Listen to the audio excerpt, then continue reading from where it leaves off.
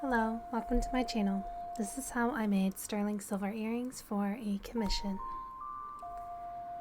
I started out by creating some basic shapes. I wanted a teardrop shape, and I set it up on my charcoal block.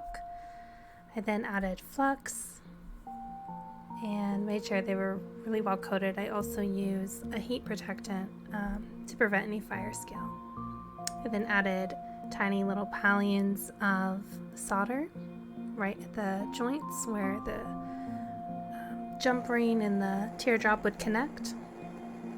I heat those babies up and pulled the heat away as soon as I saw that solder melting. It gets a kind of shiny red look. That's what it looked like when it was done before I cleaned it. And then I chose some gemstones. Those are blue London Topaz,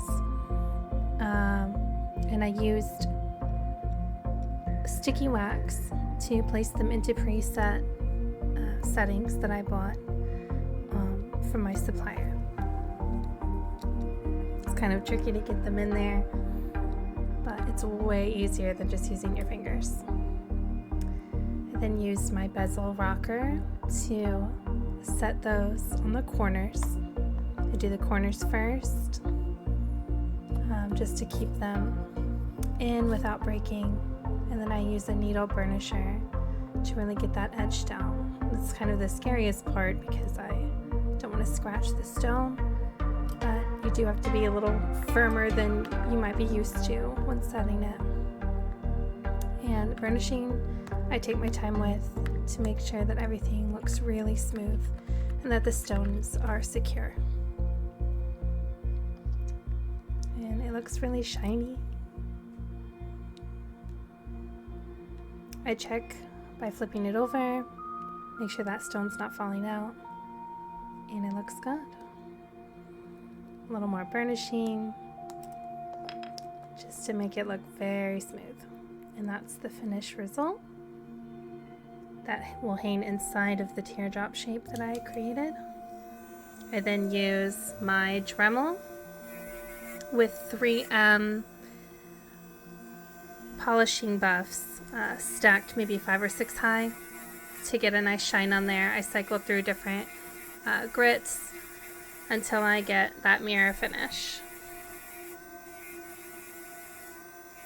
And once that's polished up, I like to take something called a sunshine cloth to it. It kind of gives it that last little finishing touch, gets off any fingerprints, and makes it look brand new.